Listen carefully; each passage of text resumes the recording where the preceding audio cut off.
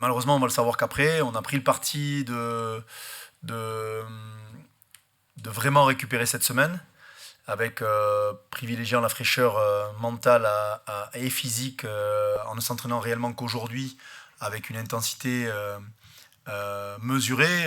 Ça n'a échappé à personne que notre effectif est quand même, notamment derrière, en délicatesse. On n'a malheureusement pas les rentrées souhaitées. Donc du coup, on sait qu'il faut se régénérer.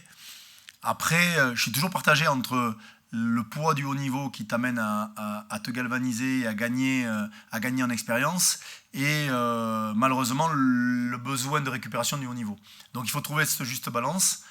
Je ne vous cache pas que j'aurais aimé un week-end entre les deux de manière aisée, mais c'est comme ça. On va, voilà, je ne suis pas sûr que La Rochelle, même si La Rochelle et le Racing ont eu des matchs un peu plus à leur portée et plus faciles, je ne suis pas sûr qu'ils aient pas eu non plus une semaine, avec un jour de plus pour La Rochelle, mais qu'ils n'aient pas eu une semaine aussi basée un peu plus sur la récup et l'organisation que sur le physique. Puis au mois de mai, à mi-mai, si on n'est pas en place, j'ai presque envie de vous dire que c'est trop tard.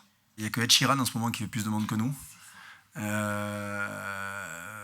Après, entre-temps, on a juste été à Marseille, 65 000. On a joué au Stadium contre La Rochelle, une petite trentaine. Non, en ce moment, c'est le choc thermique au retour de top 14 qui va être assez violent, mais honnêtement, sportivement, c'est génial. On joue ce qui se fait de mieux sur le rugby européen, avec des caractéristiques très marquées, que ce soit l'Ulster, le Munster et le Leinster, qui pour moi reste quand même une référence du rugby européen, notamment dans la capacité à provoquer les choses, à avoir un rugby structuré, inspirant. Moi j'ai beaucoup, et c'est encore une fois pas parce que je les joue, je reste convaincu que c'est la meilleure équipe d'Europe depuis très longtemps dans son rugby. En tout cas dans sa manière de penser le rugby, avec une philosophie et toute une organisation autour de cette philosophie. Depuis des années, avec bien évidemment Joe Schmidt au départ, puis Léo Cullen, et forcément que ce soit Lancaster, Contepomi, toutes ces personnes-là amènent leur savoir-faire. Mais ce qui est certain, c'est qu'on se retrouve avec très certainement, encore une fois, une des meilleures écuries, provinces de Coupe d'Europe. Après, est-ce qu'on est capable aujourd'hui de faire Ulster, Munster, Leinster? Je regarde dans leur championnat, personne ne l'a jamais fait. Donc le triptyque, je ne suis pas sûr que ça ait déjà été fait. Vous savez, nous on est toujours un petit peu à la quête de choses un peu particulières et exceptionnelles. Je crois que si on est en mesure de le faire, on aura très certainement marqué une page importante de l'histoire du club, qui en a de nombreuses. On me l'a rappelé dernièrement. On peut considérer que le Connacht et le Leinster proche fonctionnent à peu près avec la même identité. D'ailleurs, le Leinster met beaucoup en jachère, ou en tout cas en pouponnière, des joueurs au Connacht. Après, le Ulster et le Munster sont très marqués. Et aller leur dire qu'ils jouent de la même manière, je ne suis pas persuadé que nous, on peut le penser, mais là-bas, en tout cas, ils en sont convaincus que ce n'est pas le cas. Le Leinster, franchement, maîtrise, un peu à l'image de ce qu'était le Munster des années 2000, maîtrise vraiment son sujet sur, on va dire, tout ce qui ne demande pas de talent est assez exceptionnel. Dans le sens où la conquête, les sorties de camp, la goal zone, la capacité à marquer en zone de marque, tous ces éléments sont maîtrisés.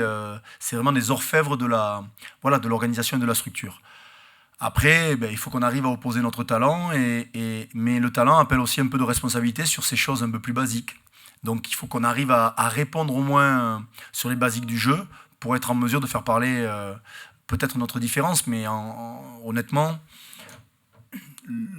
encore une fois, je veux pas, c'est pas pour que vous reteniez et en faire des caisses, mais c'est pour moi la référence.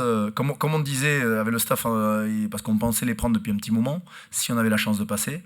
Donc on les étudie depuis un petit moment. C'est souvent source d'inspiration. Mais comme on disait, si on était en Irlande, on aurait 6 ou 7 abonnements au Leinster. On joue une équipe qui maîtrise totalement les joutes européennes, qui, il y a 3 ans, nous a sorti en demi-finale suite à un match sans partage, même si on a existé, on avait pris... ou en tout cas, on avait essayé d'avoir des partis pris un peu forts qui n'avaient pas été récompensés. Et je pense qu'on a appris ce jour-là de beaucoup de choses. Et 3 ans et quelques après, je pense qu'on n'est plus les mêmes. On n'est plus les mêmes, eux non plus, parce qu'il y a une génération qui est en train de muter, notamment au niveau du Leinster, et donc je pense que c'est tout autre. Après, le 30-12 de 2019 nous a très certainement permis de gagner les 3 matchs qui nous restaient à l'époque en top 14 et de finir sur des phases finales plutôt maîtrisées. Parce qu'on apprend toujours de ce genre de rencontres, de ce niveau-là et de cette capacité qu'ont les Irlandais à te mettre sous pression constante. On l'a déjà vu le week-end dernier, on l'avait vu avec l'Ulster. Vous savez, vous passez de l'Ulster où 4-5 internationaux irlandais sont dans leur effectif. Vous jouez contre le Munster où c'est 7-8 et vous arrivez sur le Leinster où c'est 14-15, voire 16, voire 17 anciens. Si on en ajoute les anciens, je pense qu'on monte à 20. Donc, ce qui est sûr, c'est que le Tour d'Irlande est quand même copieux. Et il faudra un tout autre Toulouse que celui de 2019 pour en venir à bout et être en mesure de gagner. Vous savez, quand Didier et Jérôme m'ont rejoint, ce qu'on avait mis comme objectif, parce que les objectifs chiffrés de jouer un titre, d'être dans les 6, d'être ci, d'être là, ça paraît tellement induit dans un club comme le nôtre que si tu ne te fixes pas les objectifs liés au contenu et liés au savoir-être et au savoir-faire, il n'y a pas d'objectif. Et le seul objectif qu'on se donnait, c'était de se dire que d'exister sur les premières places des compétitions dans lesquelles on était engagé. Donc forcément, faire 4 demi-finales et un titre européen, c'est une constance. Malgré, encore une fois, des écueils liés aux phases de poule et aux reports et aux annulations des matchs. Mais il n'empêche que ça, c'est une constante et sur lequel on est assez fiers de pouvoir bâtir et construire sur ça. Et en même temps qu'on joue ces matchs-là, on donne de l'expérience à nos joueurs et on permet à notre groupe de grandir. Quand vous vous amuserez à regarder le groupe de 2019 et celui d'aujourd'hui, il a pris un peu de bouteille pour certains ont disparu. Et donc forcément, on a une équipe qui gagne en maturité, à l'image de nos internationaux qui sont capables maintenant régulièrement de battre l'équipe d'Irlande, quand c'était très difficile il y a encore 3-4 ans. Donc moi je crois vraiment aux vertus des matchs de haut niveau pour continuer de progresser et continuer d'évoluer. Et quoi qu'il arrive ce week-end, on ne perd pas notre temps. Au-delà des blessures, au-delà du résultat, on ne perd pas notre temps, parce que c'est ça qui est important. Ce qui est important, c'est de continuer à avoir la sensation d'avancer et pas de finir avec une génération de vieux rockstars qui doit se garer au premier coup de front. Franchement, la 6e étoile, je la vois loin, mais ce qui m'importe, c'est de jouer ce match contre le Leinster, qui sur, on va dire, les 20 dernières années, sont les 2 équipes, en tout cas, qui ont rayonné sur cette compétition. Donc quelque part c'est où donner la possibilité au Leinster de prendre une 5e étoile, ou quoi qu'il arrive il n'y en aura pas plus de 5, puisqu'après je ne sais pas quel sera le nouveau nom de la compétition, mais on restera ceux qui auront été les plus titrés. Donc il y a un peu ça aussi quelque part avec eux. Puis moi je vous dis, je suis tellement admiratif de l'organisation du rugby dublinois, avec cette capacité à générer les universités, les collèges, le rugby autour d'eux. Je crois qu'on va être à quasi guichet fermé dans un stade incroyable. Donc on vit quand même des chouettes moments. Et c'est ça qu'il faut. Il faut profiter de ces moments-là et pas les subir. Et penser que demain sera encore meilleur si on est capable de résister à la charge du Leinster ce week-end. Et puis malgré tout, il restera quand même un mois de compétition derrière, au moins 2 matchs de championnat à minima. Et puis, si on passe pas ces 2 matchs de championnat, écoutez, on aura enfin une préparation digne de ce nom. Donc, il faudra savoir chercher des points positifs partout. Mais ce qui est sûr, c'est qu'on a le focus ni sur la 6e étoile, ni sur quoi que ce soit d'autre que le match du Leinster, qui, encore une fois, reste une équipe incroyable. L'exemple le plus marquant, au-delà des minutes jouées de Romain Ntamack et de Johnny Sexton, qui sont souvent les maîtres à jouer des 2 équipes, prenez la carrière de Johnny Sexton, qui a joué 170 matchs avec la province du Leinster. Prenez celle de Max Médard, à peu près même âge, même carrière au niveau international, à 20-30 sélections près. Au final, Max en a joué 370 avec son club. Donc c'est 2 poids 2 mesures. C'est juste que le rugby des provinces est déjà différent du rugby des clubs. Donc vous allez rajouter 3 provinces sud-africaines, qui sera encore plus différent que les clubs. Et j'ai l'impression qu'on va faire office de Mohican dans pas longtemps, quoi. Enfin, en tout cas des derniers, des survivants du rugby des clubs. Moi, je crois au rugby des clubs, vraiment. J'y crois sincèrement parce que j'ai été éduqué à ça et parce que je crois à ça.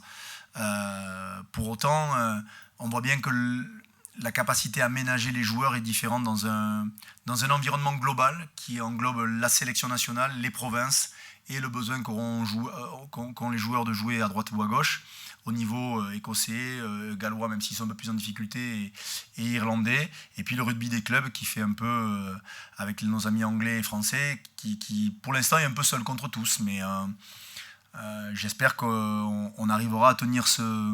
Malgré ce que pensent certains, je pense que le rugby des clubs reste important. On bricole fort, mais on a tellement envie de vivre ces moments. Oui, on a la capacité de les mesurer parce qu'aujourd'hui, les outils qui sont à notre disposition sont bien évidemment plus pointus qu'il y a encore même ne serait-ce qu'une dizaine d'années ou 5 ans en arrière. On a vraiment des moyens de mesurer tout ça. Ce qui est sûr, c'est que les effectifs demandent beaucoup plus de monde. On se rend compte qu'il y a beaucoup de récidives, qu'il y a beaucoup de casses. Le temps de récup, ce qui m'affole un petit peu pour revenir à votre question, c'est que le temps de récup, il est aussi lié au calendrier. Et que cette guerre des calendriers, pour l'instant, n'est pas réglée. Tant qu'on pense que le joueur ne récupère que lorsqu'il est blessé, on fait fausse route. Et pourtant, aujourd'hui, il ne récupère que lorsqu'il se blesse. Et c'est ça le plus terrible dans notre sport. Parce que ne changeront les choses que le jour où une nation majeure se retrouvera à être pénalisée parce que son joueur aura trop joué ou se sera blessé. Les joueurs majeurs se seront blessés au moment où les échéances arrivent. Et là, tout le monde va crier au loup en disant on aurait dû changer les calendriers, sauf que c'est déjà le cas. C'est déjà le cas. Nous, on a récupéré 3 semaines. On a 3 semaines de préparation, un pauvre match amical et on a joué. Et avec les reports, l'air de rien, on aura coupé 1 semaine au mois de novembre et 1 semaine en février. Donc les blessures, elles sont logiques. Et malheureusement, l'état de fraîcheur, il sera ce qu'il est. Après, on est tous ravis de jouer ces matchs-là, on est tous ravis d'aller s'exposer, et peu importe avec qui, parce que bien sûr, on aimerait parfois être un peu plus armé, mais c'est la vie, c'est comme ça. Quand vous savez que les répercussions que ça a chez nous, chaque fois on tremble des 4 fers. Vous avez bien compris que tout était compliqué. Ouais, ça pourrait être très long parce que la saveur d'une Coupe d'Europe est forcément dénaturée, pas parce que nos amis sud-africains viendraient jouer, parce qu'à la limite, on n'est pas à ce point xénophobe et fermé pour ne pas accepter d'autres personnes, mais ce qui est sûr, c'est que ça dénature une Coupe d'Europe qui a 25 ans, 26 ans maintenant de vie, et que j'ai du mal encore à m'imaginer. Jérôme a essayé de m'expliquer comment on allait partir le lundi ou le mardi en Afrique du Sud si on est amené à disputer cette compétition l'an prochain, pour jouer le samedi, rentrer, jouer en top 14 ou en Coupe d'Europe. Voilà, ça sera d'autres problèmes, d'autres situations et une autre compétition. Après, pour ce qui est du rugby international, il y aura toujours des conséquences, mais tant que c'est pas clair, on parle d'une Coupe du Monde des clubs, on parle de Ligue des Nations, on parle d'Afrique du Sud qui pourrait intégrer le tournoi Destination. On y voit les prémices avec l'arrivée des provinces dans la Coupe d'Europe. Est-ce que c'est bien que le rugby se mondialise? C'est une bonne chose. Par contre, qu'on aille toujours au chevet des uns et des autres, j'ai l'impression quand même que c'est toujours les mêmes qui donnent. Donc voilà, après, franchement, quand je vois le calendrier qui est le nôtre en ce moment, j'ai des préoccupations qui sont autres que le rugby international. Ouais, il a été à la hauteur et puis c'est bien pour lui parce que ce gamin est arrivé, il s'est fait les croisés au bout du 2e match de championnat en 18-19. Il enchaîne avec le Covid comme l'ensemble de ses coéquipiers. Derrière, il se fait le tendon d'Achille et donc il repart pour 9 mois. Il se fait plus ou moins nettoyer les choses à droite à gauche, donc c'est un peu notre phénix, quoi. Alors on a eu Sofiane qui malheureusement s'est reblessé, mais qui était un peu dans ce registre-là il y a quelques temps. Oui, Pierre, si ça peut être avec la même réussite que Sofiane il y a quelques temps, on est preneur, mais c'est vrai qu'on est en flux tendu derrière depuis un petit moment. Et les blessures de Sofiane, de Lucas Tauzin, de Santi Chocobares, de Nanaï Williams, de Max dernièrement, enfin voilà, nous sortent des joueurs qui pèsent et qui sont lourds dans le dispositif, mais je crois qu'on n'est pas les seuls à avoir des blessés, et c'est comme ça. Mais c'est vrai que ce championnat est quand même très long, et je regrette malgré tout de ne pas avoir pu ménager les organismes là où les plages nous avaient été offertes par des reports ou des annulations qui nous ont un peu contraints. Mais Zach, on a eu l'accord d'une euro mardi, donc c'est oui.